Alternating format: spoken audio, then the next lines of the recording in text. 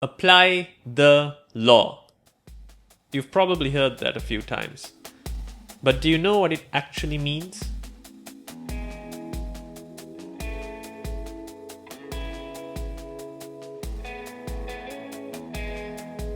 Hi, and welcome to the Law Simplified.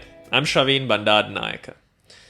Throughout the past 8 years, while I've conducted hundreds of fast-track and masterclass programs for students all around the world, the very first question most students who are either enrolled in a particular university or institution asks me is what on earth or how on earth can I apply the law?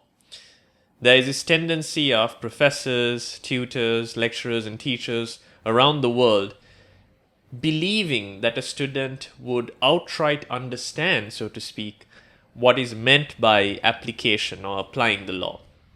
Sometimes practice does make perfect, and it's better shown than told.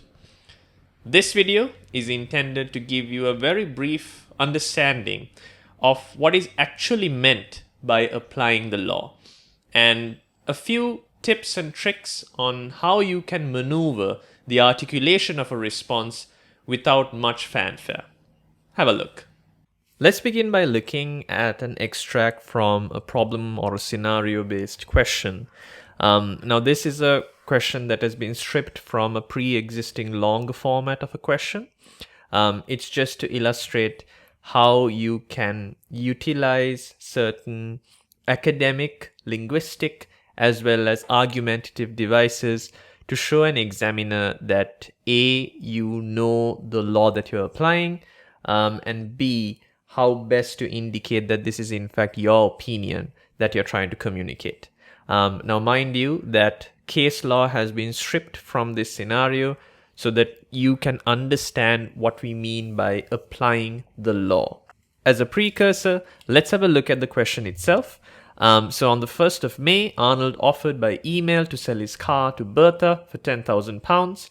On the 6th, Bertha sent an email to Arnold saying, "Would like to have the car. Can you offer a 6-month guarantee against mechanical breakdown?"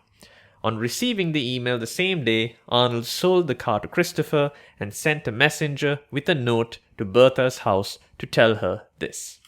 Now, while there are a number of factors to unpack in this scenario based on offer and acceptance or agreement, what's relevant to us is in relation to the method by which the revocation of the offer has taken place. You'll notice in this extract, I've emboldened, so to speak, the pertinent aspect as sending a messenger with a note to Bertha's house.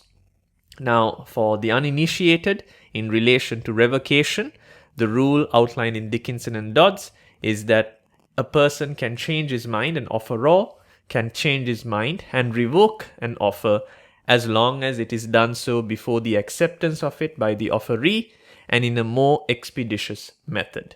For the purposes of this scenario, acceptance is yet to occur, but as you can see, he has used a slower method than the original offer, which was by email.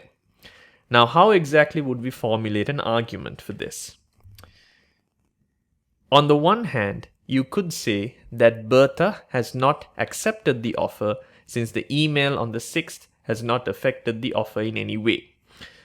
Arnold's revocation, however, is defective on account of the method of communication being slower than the original offer.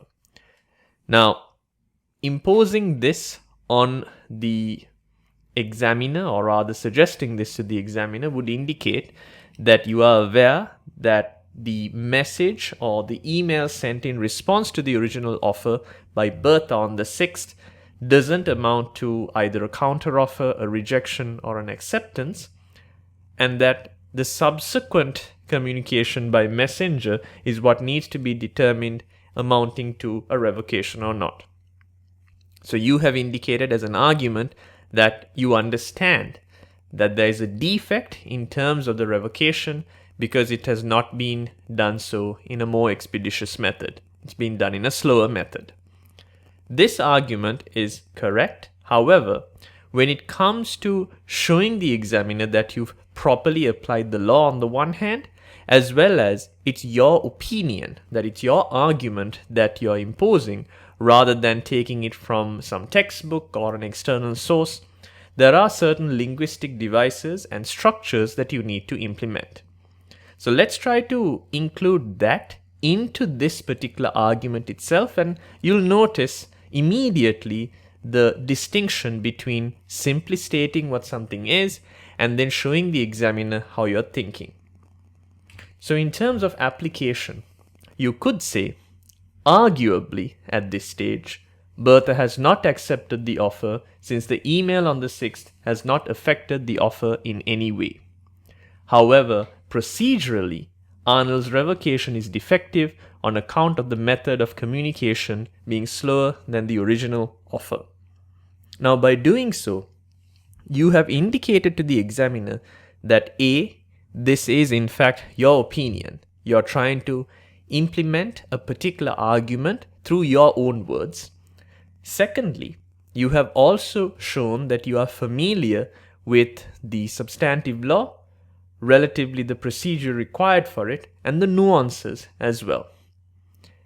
Add to this a component to show the examiner why this is relevant, why it's important that this factor is determined at the outset. So in this instance, you would state something to the effect that this affects Arnold's ability to successfully end the offer made on the 1st, thereby making him susceptible to an unintended and unwanted agreement being formed with Bertha. So you show the importance of it as well. Every time you see a scenario, every time you see a problem presented to you, don't just state what the law is. Try and incorporate that this is your opinion, as well as indicate to the examiner why it's relevant and important that that argument is being brought. Right. This video was meant to provide you with an understanding of what application of the law is, and more importantly, how to apply it to a given scenario, so to speak. If you like the type of content that I make, do subscribe to the Law Simplified channel. And if you want access to comprehensive pre-recorded theory, tutorial, and workshop lessons, similar to the ones that I conduct with my one-on-one students who've gone on to achieve first-class degrees around the world, do have a look at the online law school platform, complete with masterclass, fast track, and workshop courses. But until the next time that we meet, have fun, stay safe, and as always, obey the law.